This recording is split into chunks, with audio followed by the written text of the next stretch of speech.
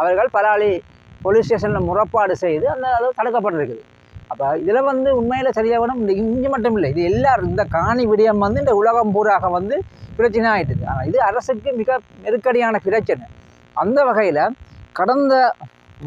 கடந்த மாதம், அதாவது 3ஆம் மாதம் 14ஆம் தேதி இலங்கையில் உள்ள 9 மாகாணத்தில் உள்ள மாகாண மக்களையும் கூப்பிட்டு அதில் வந்து வடமாகாணம் சார்பாக நானும் போயிருந்தேன். காணி விடயங்கள் சம்பந்தமாக ஆராயப்பட்டது கொழும்பில் ஆராயப்பட்ட இடத்துல அந்த இடத்துக்கு யூஎன் பிரதியும் வந்திருந்தது. வடக்கு மாகாணத்தில் வந்து வடமாகாணத்தில் உள்ள 5 மாவட்டங்களில் காணி விடயங்கள் வேறு ஆணிவேராக உரிய ஆதாரங்களோட ஆதாரபூர்வமாக நான் அதில் உரையாற்றினான். அதன் பிற்பாடு அவளை வந்த காணி ஆவணங்கள் அவளை அத்தனையும் வந்து என்னிடம் வந்து யூஎன் பிரதிநிதி அங்கே கொழும்பு வச்சு பெற்றுக்கொண்டவர். அதன் பிற்பாடு 2024 அதே ஆண்டு, இந்த ஆண்டு தான் 3ஆம் மாதம் 24 25 யாழ்ப்பாணத்தில் வந்து யூஎன் பிரதிநிதி பலதரப்பட்ட அரச பிரதிநிதிகள், தமிழ் பாராளுமன்ற உறுப்பினர்கள், ஏனைய பிரதிநிதிகள் மற்றும் பொதமைப்புகளை சந்தித்து இந்த காணி விடயம் சம்பந்தமாக கதைச்சவர். அப்போ அதுக்கு பிற்பாடு தான் ஓடி இந்த தையடி விஷயத்தில் வந்து அன்றைக்கு அந்த மாவட்ட செயலர் முடிவெடுத்தவர்.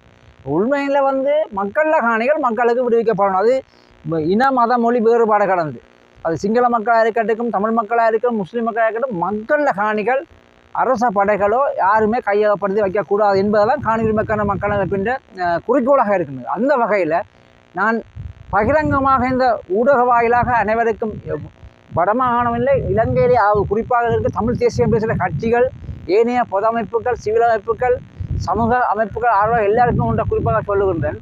வருகின்ற 1ஆம் தேதி மே மாதம் 1ஆம் தேதி உலக தொழிலாளர் தினம், அதே போல் அன்று வெசாக் தினம், அடுத்தது சித்திரை பௌர்ணமி, 3 ஒரே நாளில் வருகின்றது. அப்போ இந்த வகையில் நீங்கள் அண்மையில் பார்த்துருப்பீங்க, நேற்று முன்னாள் நடந்த விஷயத்தில் வந்து பார்த்துருப்பீங்க.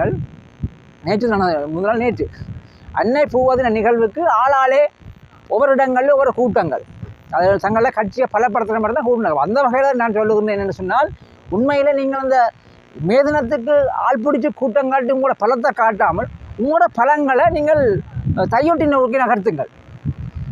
வடக்கு மாகாணத்தில் எந்த அமைப்பாக இருந்தாலும், எந்த பொது அமைப்பாக இருந்தாலும், அல்லது சிவில் அமைப்பாக இருந்தால் என்ன, அல்லது அரசியல் கட்சிகளாக இருந்தாலும், ஒருமித்த குரலில் உங்களுடைய அந்த போராட்டத்தை தையீட்டி நோக்கி நகர்த்தி அந்த மக்களுக்கான அந்த காணியை விடுதலை செய்வதற்கான போராட்டங்களை வலுப்பெற செய்ய வேண்டும் என்பதை இந்த ஊடக வாயிலாக அனைத்து அரசியல் தரப்பினரையும், பொது அமைப்புகளையும், ஏனைய சமூக செயற்பாடுகளையும் விநியோகமாக கேட்டுக்கொள்கின்றேன். வணக்கம், நன்றி.